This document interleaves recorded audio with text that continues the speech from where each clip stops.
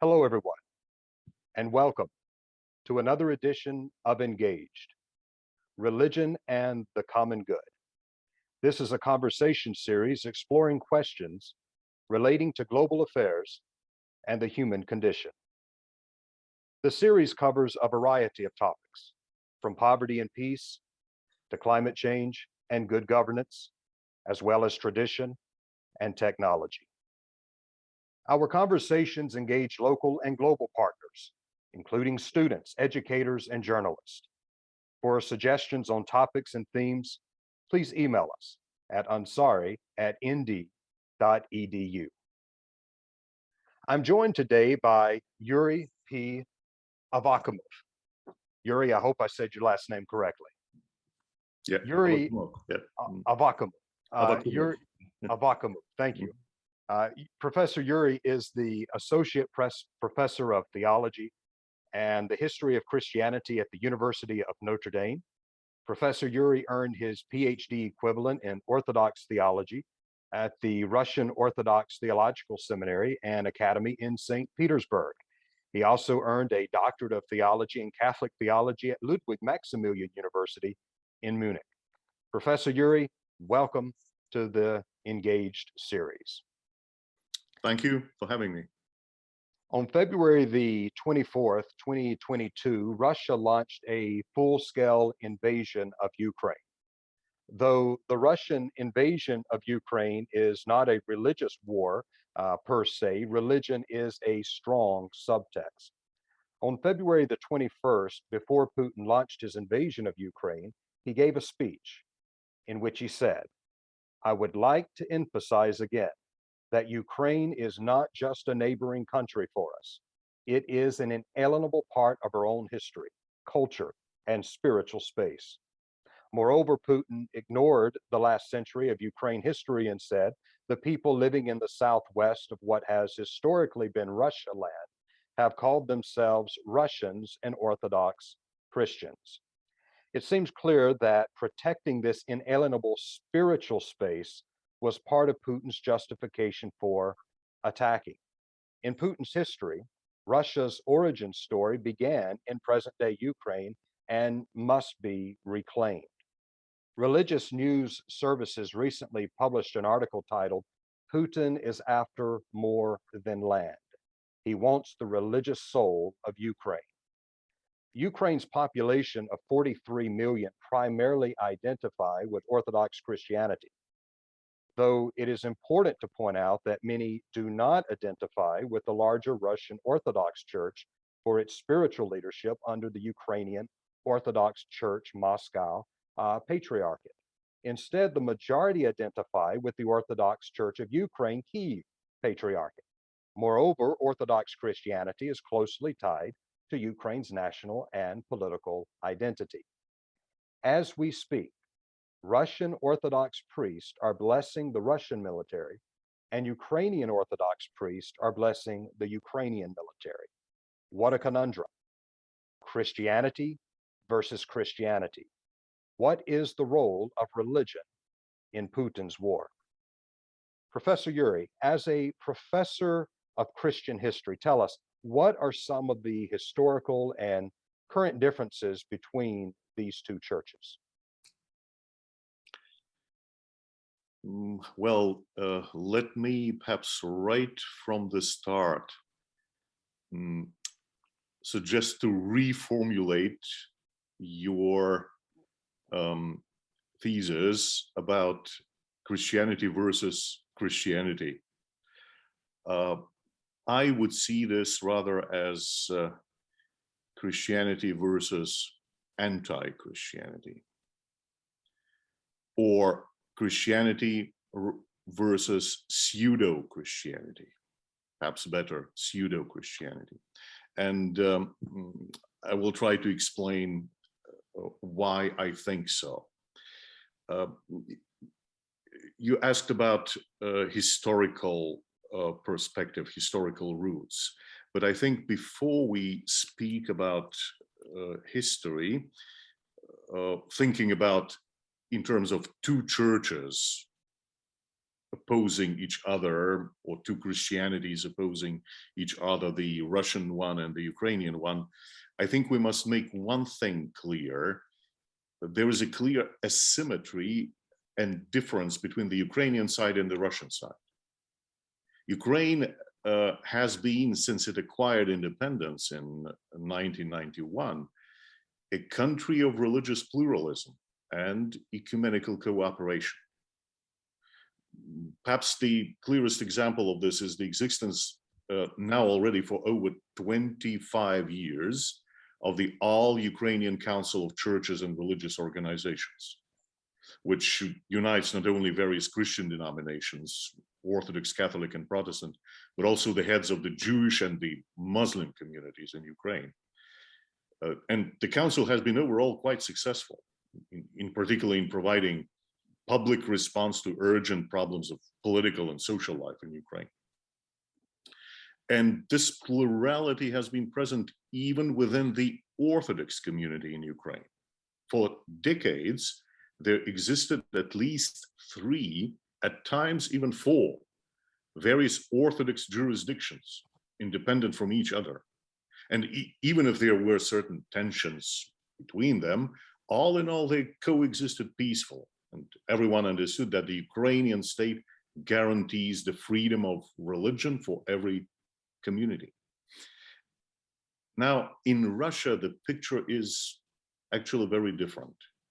It is a country in which one religious institution, the Russian Orthodox Church of the Moscow Patriarchate, claims a dominating position in the state, so that all other Christian denominations, Catholics and Protestants among them, are overall treated as second-class religious communities. So contemporary Russia is actually a country of religious persecutions. First, no plurality is allowed among the Orthodox. There have been a few attempts to create Orthodox communities independent from the Moscow Patriarchate, but they stand under enormous pressure on part of both the dominating church and the state, so that they basically have to live almost in underground conditions. Another example, even more dramatic, is the persecution of Jehovah's Witnesses, who have been declared an extremist organization. All their property was confiscated, and they are now arrested, trialed, and sentenced to lengthy prison terms, like 7, 12 years, for the sheer fact of gathering for prayer and reading the Bible. And at the same time, I want to emphasize that I don't mean to say that Russia has no religious diversity. The problem is that this diversity is not handled in an ecumenical way. Even more, at times the states and the patriarchate's response to such diversity is suppression and persecution. So I think this is why I think it's not enough to speak just of 2 churches. By the way, moreover, on the Ukrainian side, we should not forget that there is also the Ukrainian Greco-Catholic Church, who is culturally and theologically very close to the Orthodox churches, and in many aspects identical with them. And this church sees its roots in medieval Kievan Rus and the Christianization of Rus in 988. So we have a pluralism, diversity on the Ukrainian side, diversity even among the Orthodox. And this is a celebrated diversity, an ecumenical diversity, despite occasional tensions which happen all over the world in the ecumenical process. On the Russian side, there is a potential diversity, even among the Orthodox, but this diversity is a suppressed diversity, we can say. And now to history. The picture that most people here in North America would have when you hear the words Russian Orthodoxy is the image of, first, the largest Orthodox church in the world, several times larger than many other significant Orthodox churches, and secondly, of a church with thousand years of history that began in 988 with the event that has the name of the baptism of Russia. I refer to the picture that has been promoted, for example, by a highly popular Penguin book account of Timothy Weir, the Orthodox Church. It's a great book. It's a wonderful book, which has been published in many reprints and editions. However, exactly in this area, this book provides very misleading information. The membership number he provides, the author provides for the Russian Orthodox Church is 100 to 150 million, almost astronomical number. And the book employs the expression, the baptism of Russia, to explain history. This picture, which owes much to Russian historical grand narrative, which is the product of the 19th century Russian imperial historiography, is seriously flawed. Curiously, it turns out that the baptism of Russia occurred in Kiev, the capital of Ukraine. Curiously, it turns out that the Russian Orthodox Church never had and does not have any membership statistics, so that the numbers appear completely out of the blue. I mean, these astronomical numbers of the membership. In my view, we must clearly distinguish between the medieval history and the modern existence of the Orthodox churches, both in Russia and in Ukraine. And again, let us not forget that in Ukraine, we must add to the picture the Ukrainian Greco-Catholic Church, which is culturally almost identical, at least very close to the Orthodox tradition. And of course, granted, this is a fact that Kievan Rus and the baptism that occurred in Kiev in 988, according to the legend. Yeah, this actually, it's a legendary event, but we can see the beginnings, the roots of Christianity in Kievan Rus, indeed in the 10th century. This event or this legend is seen today by three nations, Ukrainians, Belarusians, and Russians, as their foundational event. But this is a matter of, once again, grand narratives, of constructed narrative. And it is, in fact, it has become a contested legacy. The role of Kievan Rus can be compared with the role of the medieval Charlemagne's empire for both contemporary French and contemporary Germans. But just think of this comparison and think of what an insanity would be for, say, for contemporary French to launch a war against Germany under the pretext of returning, say, the city of Aachen, which was the medieval residence of Charlemagne, to the French political jurisdiction. It would be, of course, a complete insanity in the 21st century. And this is exactly what we see in the case of Russia. It serves as a pretext for this aggression and the brutal war, which aims, in fact, in my view, in my understanding, which it aims at a complete destruction of Ukrainian independence and Ukrainian state. Both Putin and regrettably many Russians who have been brainwashed by the official Russian propaganda, cynical propaganda, they think of Ukrainians not as of a separate nation, independent nation, but as a sort of a, folkloristic subspecies of the great Russian nations. There is even the expression "little Russians" that have been used for Ukrainians, at least since the 19th century. This expression was constructed by the Russian imperial historiography, which I mentioned at the beginning of the 19th century. So we have to do here with this 19th century legacy primarily. And Putin and his propaganda, they live actually in this mental space of not of the 21st, but of the 19th century, with its geopolitics, with its struggle and fight for territories. They are thinking more in territories than in the category of in the categories of economy, politics, diplomacy, and including also religious diplomacy, ecumenical diplomacy in relations between the churches. This is how I see it.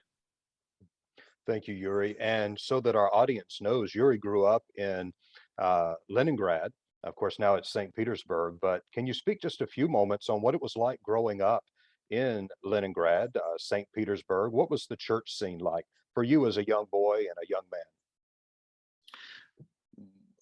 Let me also add to complement the picture that I also served as a professor and a dean of humanities at the Ukrainian Catholic University of Ukraine. So I lived in Ukraine and worked in Ukraine for almost a decade. So I think I can claim a relatively good knowledge of both countries, and I can make comparisons also.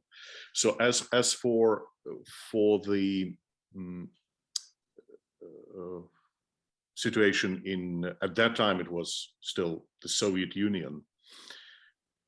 The church, I mean the Russian Orthodox Church, occupied an interesting position at that time. On the one hand, it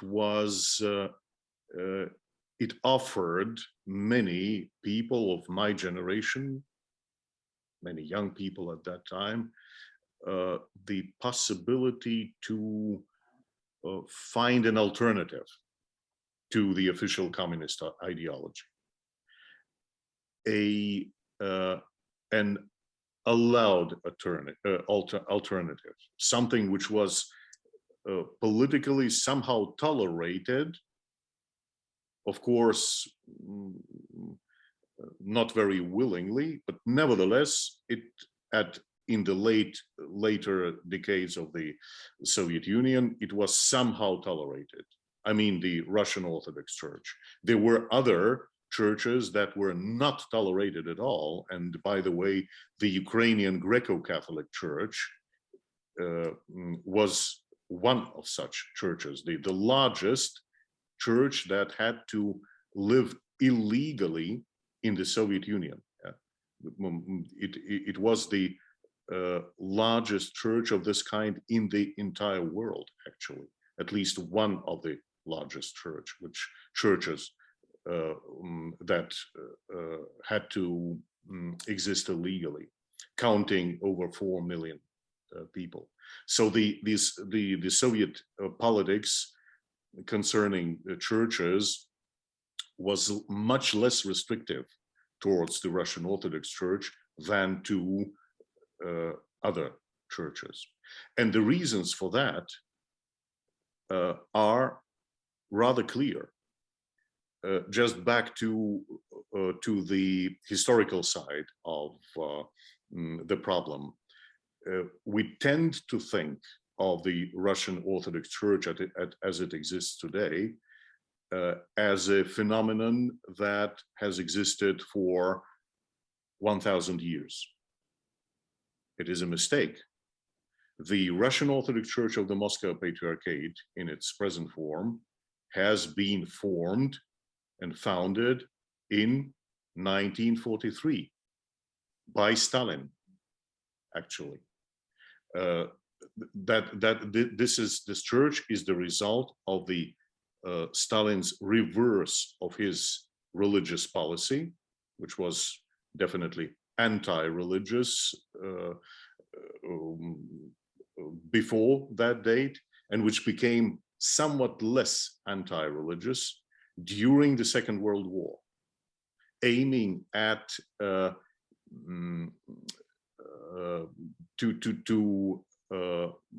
create the picture for the entire world and for the West that there are certain freedoms concerning religion in the Soviet Union, and also claiming the support of religious people, of Christians, of Orthodox Christians, who were many, of course, for the war against Germany. Because Germans began to open churches that were closed, that had been closed previously when they occupied the Soviet territories, and the churches began to operate again, and that was seen clearly as a danger by Stalin. So that was the result of the reversal of the previous policy, and the Church of the Moscow Patriarchate, right from the start in 1943, was conceived as an instrument of the Soviet domestic and international policy.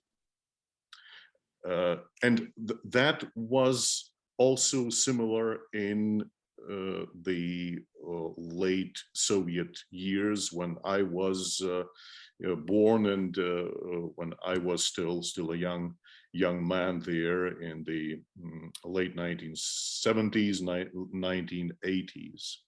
So on the one hand, it was some possibility to have an alternative to the official communist ideology. On the other hand, this alternative was possible at the cost of cooperation with the state on part of the priests, and particularly on part of the bishops. Of course, the entire episcopate had to cooperate with the state, and also with the political police of the state. Yeah, thank you, Yury. This is very helpful for people to see that this history it's rich, but it's also very complicated. And your experiences and your knowledge shared help us understand this much better. If it's okay, I would like to move on to this next question that I have for you, because I know our audience is curious to know some of your answers, some of your thoughts regarding this.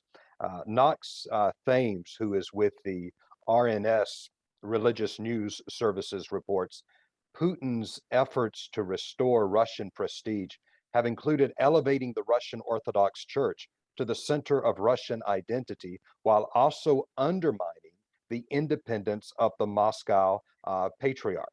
Putin's Ukraine scheme included leveraging the potential religious soft power of the Moscow-aligned Ukrainian Orthodox Church, Moscow Patriarchate.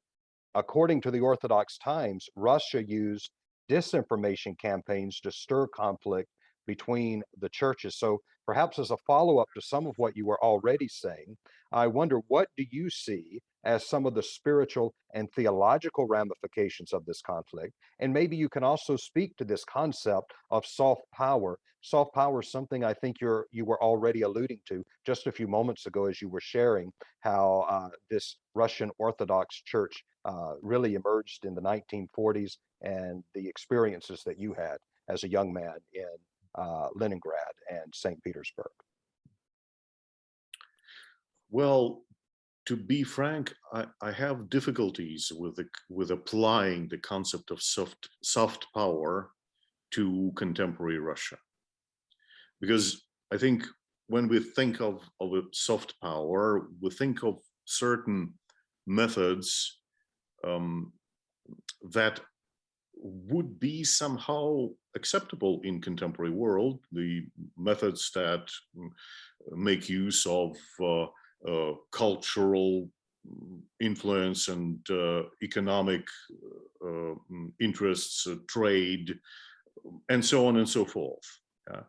Uh, Methods that imply the interest towards cultural legacy, cultural history of this or that country, which is absolutely legitimate.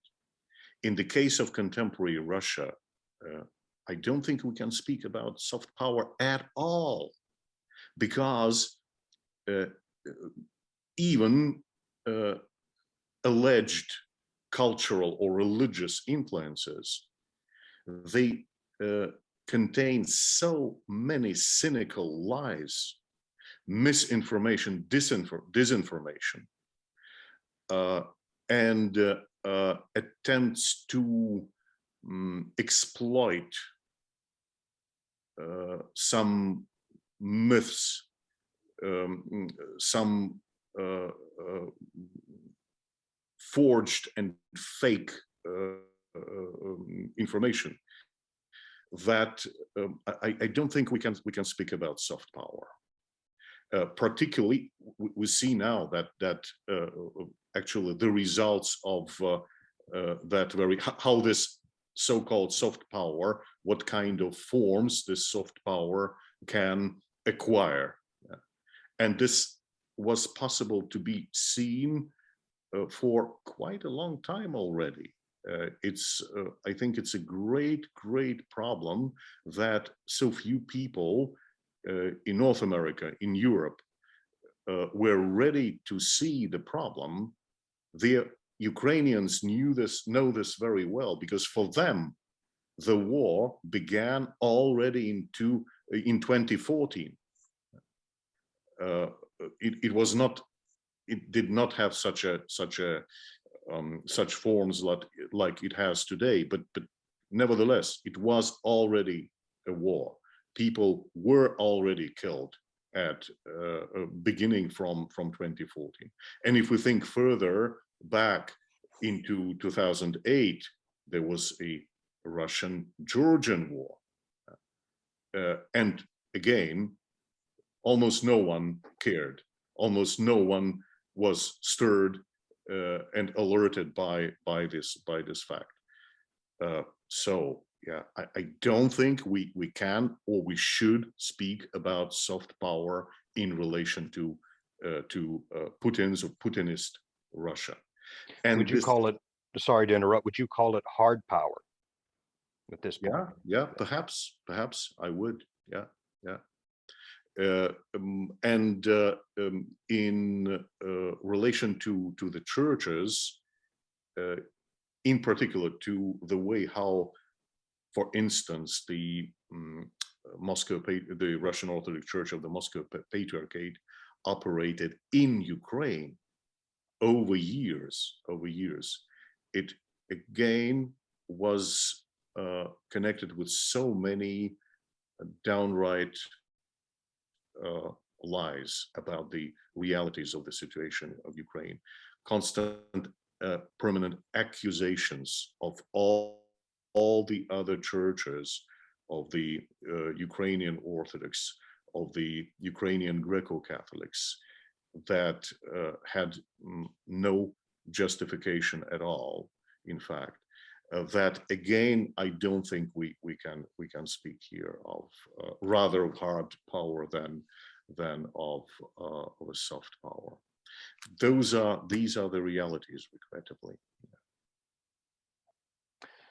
Though Ukraine is primarily Ukrainian Orthodox, other denominations are represented, as you've mentioned, and they've enjoyed freedom of worship, such as Roman Catholics, evangelicals, Muslims, and Jews.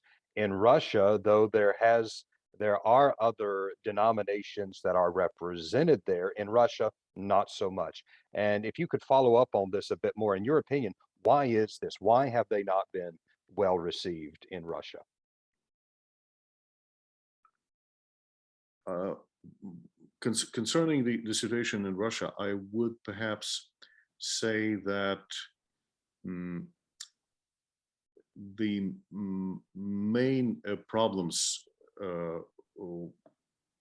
is between the Moscow Patriarchate and other Christian denominations.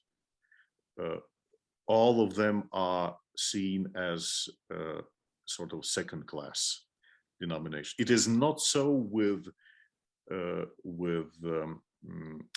Jewish community and with the Muslim community.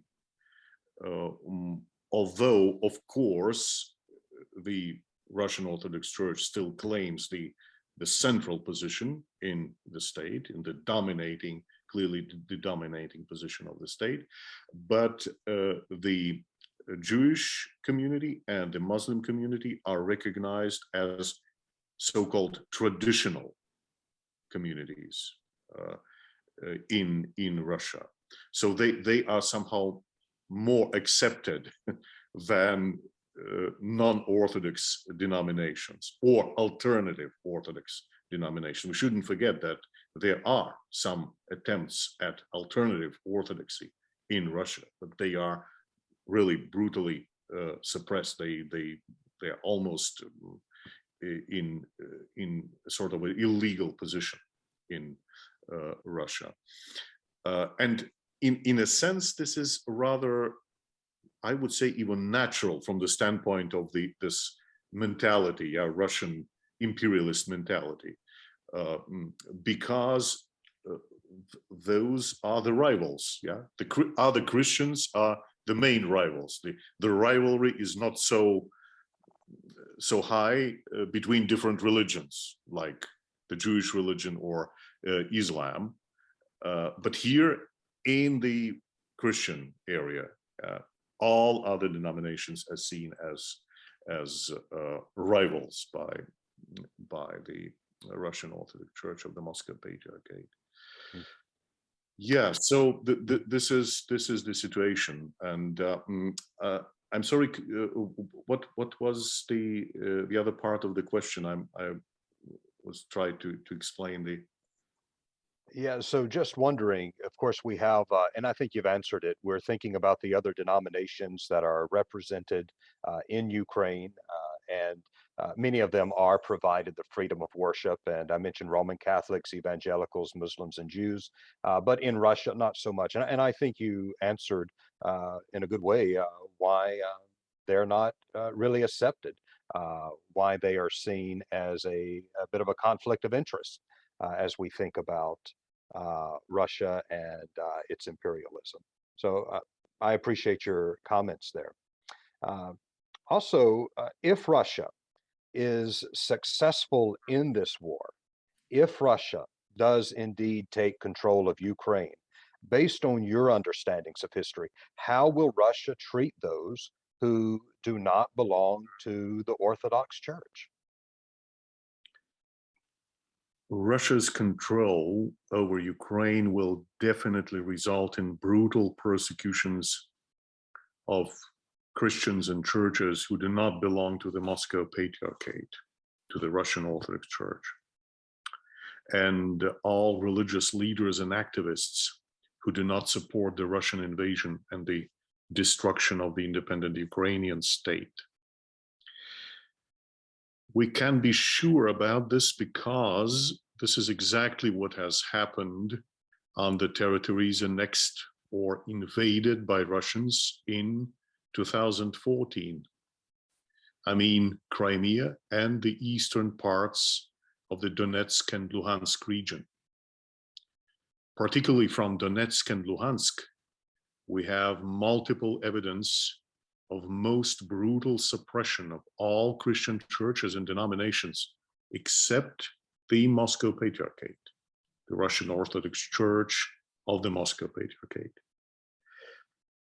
persecutions that included kidnappings, disappearances, detentions, and tortures of priests and active lay people of the Ukrainian Orthodox and Ukrainian Greco-Catholic churches, of Protestant pastors. Shortly before the Russian invasion began, the information appeared in Western media about Russia planning post-invasion arrest and assassination campaign in Ukraine. The US intelligence informed that Russia drafted lists of Ukrainian political leaders and other prominent individuals to be targeted for either arrest or assassination. We don't know all the details, but I am absolutely sure that Ukrainian church leaders and active lay people would be on such lists. When asked, is Russia's invasion of Ukraine a religious crusade? Archbishop Daniel of the Ukrainian Orthodox Church in the US, he categorically answered, it is. Mark Silk with RNS writes, under Putin, the Russian Orthodox Church has resumed its czarist role as an arm of state policy. This political religion, call it Russian Orthodox nationalism, has served not only to advance Putin's goal of suppressing liberal democratic dissent at home, as you've alluded to, but also to win the admiration of the pro-Christian right in Europe and America.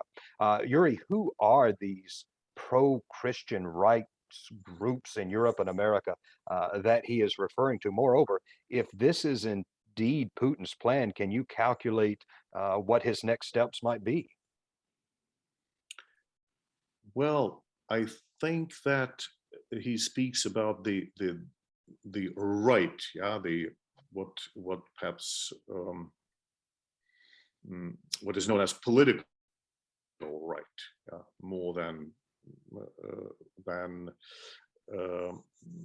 meaning some right groups defending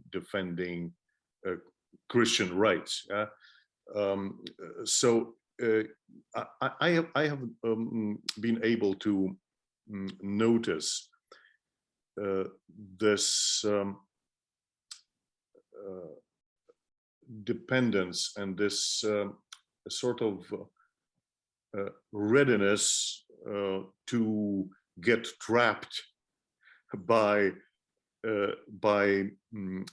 contemporary Russian rhetoric concerning, let's say, traditional values, something what they call traditional values, or maybe even Christian values. And this is a trap which I could observe, particularly among some circles, among conservatives in North America and Europe. I wouldn't say that it's very naturally reaches all conservatives, by no means. And I think that exactly among the conservatives, including religious conservatives in North America and Europe, are also people who most clearly see the dangers of the Putinist Russia and the dangers of this ideology. However, at the same time, there are some circles that get trapped. Yeah. Some people that get trapped who say, yeah, this is wonderful if Putin declares himself the defender of traditional values, of Christian values. He presents himself as an Orthodox. Very good, very well. This is the a leader that perhaps we would need here in Europe or in North America, and so on and so forth. And of course, in my understanding, this is absolutely flawed, absolutely flawed. We see how the so-called traditional values operate now. How does it look like in the war that is ongoing? over 100 children killed. That's the latest news. About 1,500 civilian casualties, 3 million refugees. Is this traditional values? Is this Christian values? So this rhetoric is absolutely cynical, is a cynical exploitation of the ideals and of some Christian groups, conservative groups in the West, in Europe, and in North America. As I said, and I agree with that comment concerning the role of this propaganda and this rhetoric in the West. It is indeed still has some influence in the West. I think it has become less and less, and is becoming less and less with the war that is now ongoing. But it is definitely so that over years, if not over decades, quite a few people, maybe many people in the West somehow took it at face value, what was officially said in Russian propaganda, including church propaganda. The Russian Orthodox Church has its own propaganda machine, if you like, and it is used very skillfully in contemporary Russian politics. Yeah, thank you for helping us understand this better. The two greatest commandments that we're both familiar with, and our audience is certainly familiar with: love God with all of your heart, soul, mind, and strength, and love your neighbor as yourself. I've heard many say, should Russia win, and again, you've brought this up and alluded to this, religious freedom will be one of its casualties. In 2020, former President Donald Trump added Russia to the religious watch list for religious persecution. Additionally, the European Court of Human Rights ruled that Russia is in violation of religious freedom. On Sunday, February the 27th, the Russian Orthodox Patriarch of Moscow echoed Putin's war logic. He said, "May the Lord preserve the Russian land." When I say Russian, I use the ancient expression from a tale of bygone years, wherefrom has the Russian land come, the land which now includes Russia and Ukraine and Belarus and other tribes and peoples. He even implied that Ukrainian forces defending their homes were, quote unquote, evil. How do you see this unfolding for the Orthodox Church? In a way, two denominations within the Orthodox Church that are Eastern Orthodox. Does it bid well for one over the other?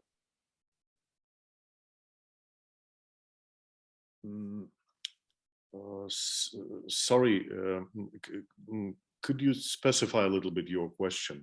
I didn't quite get the gist, the point. Sure. So we see in the Russian Orthodox Church that the Patriarch Kirill, he refers to a tale of bygone years, and he is saying that for the Ukrainian people, if they defend their homeland, if they try to defend their lives, that they are in essence the evil ones, that they are acting against the true Orthodox Church. So there's great divide that's taking place between these two churches now, perhaps more so than in the past because of this conflict, because of this invasion. So how does it bid for these two churches moving forward? Will there be a great schism, a great divide? Will they be able to come together? What are your thoughts on this? I see.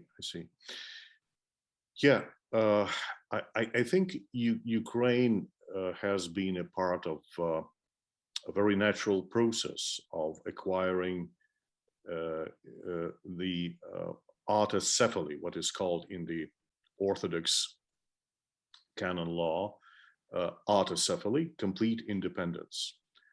And this independence for the Orthodox Church of Ukraine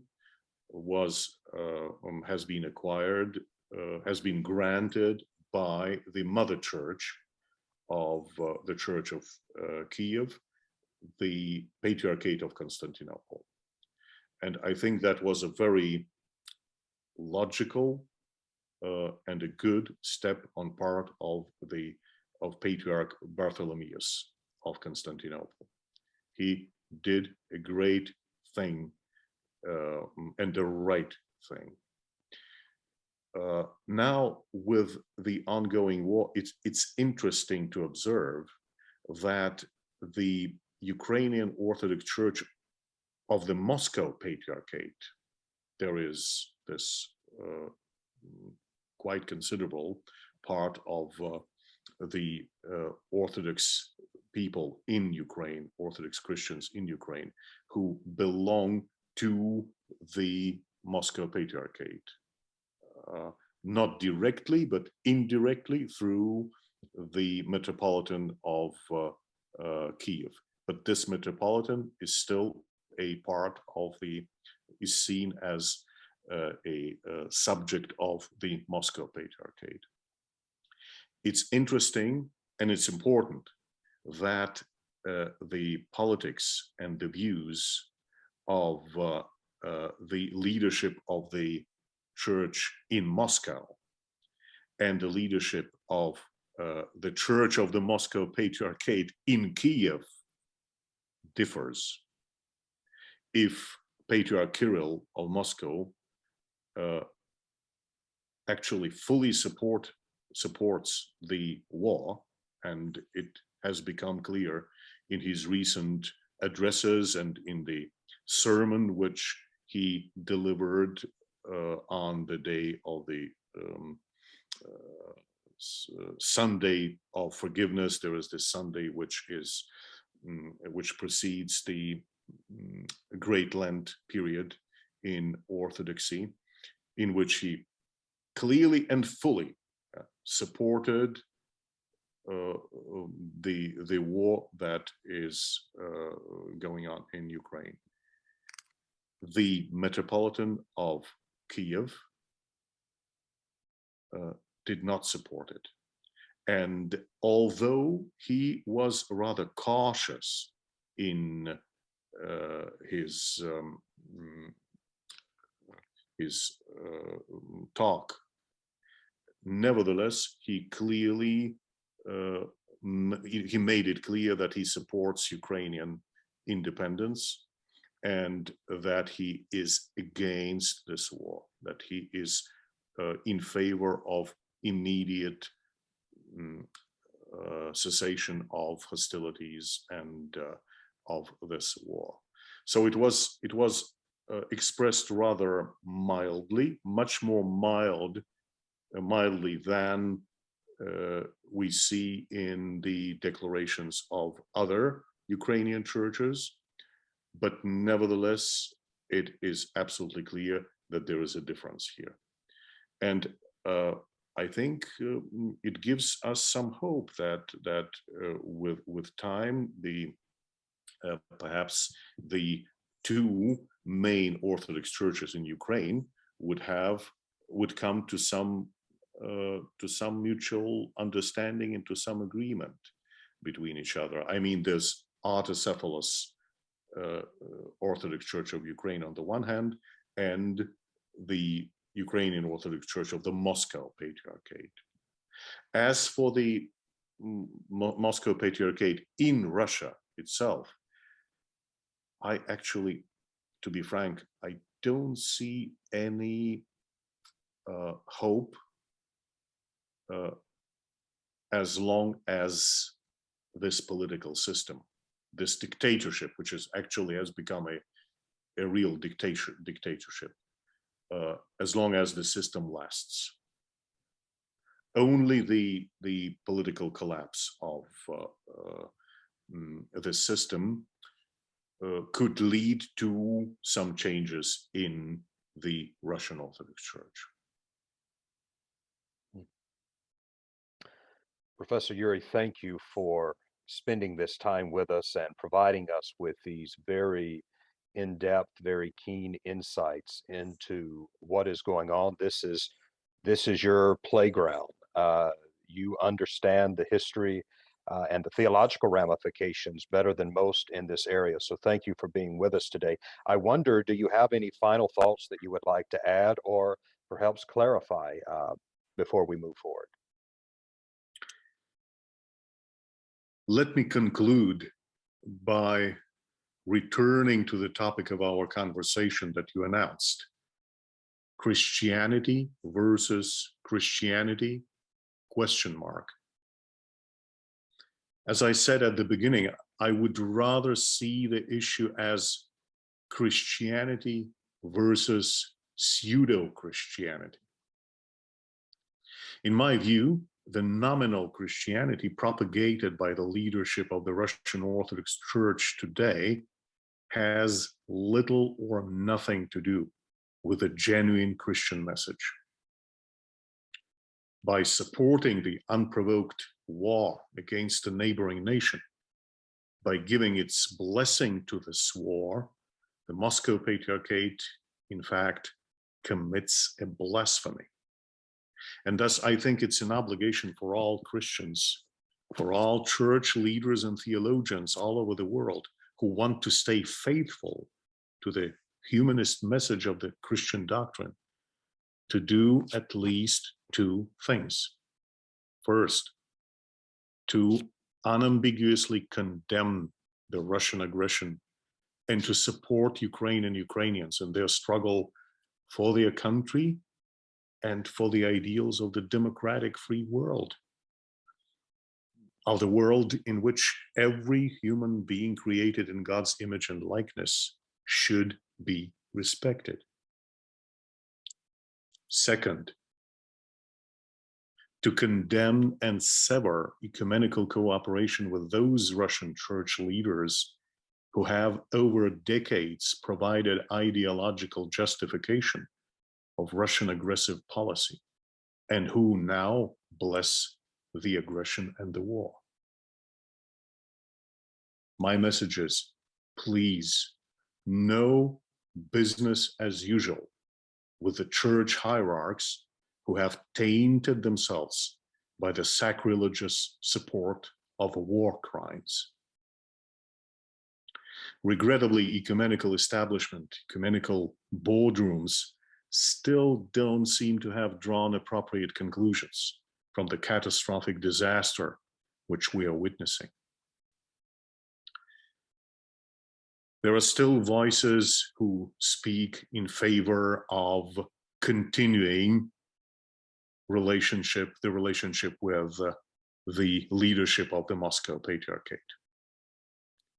I think, however, that the time has come in which everyone must make a clear choice between the right and the wrong, between the good and the evil.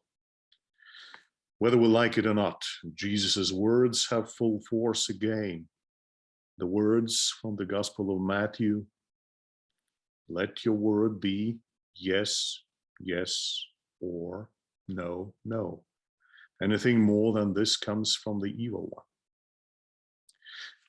There are such pivotal turning moments in history that make these words sound particularly relevant. And I think we now find ourselves precisely in such a moment. Perhaps you can share with the audience what you are currently working on and where they can read some of your publications.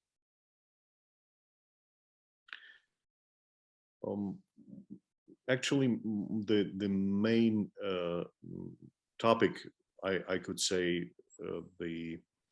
my life topic, research topic, is the history of the relations between the papacy and Eastern Christianity, and in particular the history of the Catholic Eastern Catholic churches, of the Catholic churches of the Byzantine Rite, particularly the Ukrainian Greco-Catholic Church, which I mentioned several times in today in this interview. This is an absolutely fascinating history, because it is this Christianity, this Eastern Catholic Christianity, is Christianity on the borderline between the Western world and the Eastern world, between, if we would use these terms, Catholicism and Orthodoxy, which makes this history a very difficult history, because they were attacked from both sides. Yeah? They were seen as traitors on part of the Orthodox, and they were seen as not quite Catholic on part of the Catholics. Yeah? But exactly this difficult and uneasy destiny makes them so interesting, makes them so fascinating, and makes actually their role so hopeful despite all these difficulties. So this is something which I'm working on, the history of this church. I'm working on actually on a book that would provide a perspective on the entire phenomenon of Eastern Catholic Christianity of the Byzantine Rite. And in connection with this, also the concept of confessionalization is something which interests me very much. I think that the terms, the concepts with which we are operating today, and without which we are actually helpless, almost helpless, like Catholicism and Orthodoxy. We are using these terms, the Catholic Church, the Orthodox Church, as two opposites, with capital C and capital O. And so many people today imagine that these two opposites existed at least since the medieval period. And every church on the Orthodox side and on the Catholic side claims actually 2000 years of history since the biblical times. And I think this is a grave mistake, because these concepts are a very late product. They are the product of modernity, in fact. And if we try to deconstruct this narrative about the Catholic and Orthodox being two opposites in permanent struggle between each other, exactly in this sense of occupying territories connected with the battle over territories as well as over souls, of course. If we try to deconstruct it, if we try to show that these concepts that seem so foundational for us today, that they are a product of such a late construction, it would help us to find an ecumenical mutual understanding. It will help us to find something which lays much deeper than these modern developments of confessionalization, of turning Christianity in the medieval period. It was a flux of different forms. It was a certain continuum. There was a diversity, but there were no confessions in our contemporary sense in the late antique and the medieval period. Confessions began only not earlier than the 16th and 17th centuries, and in the East even later in the late 18th and 19th centuries. So if we become aware of that, if we try to deconstruct this grand narrative of church history, this will help contemporary Christians to come to mutual understanding. Ladies and gentlemen, a great historian, a great theologian, Professor Yury Avvakumov, thank you for joining us. On behalf of the Ansari Institute for Global Engagement with Religion audience, thank you for tuning in. And until next time, I'm Charles Powell. Goodbye.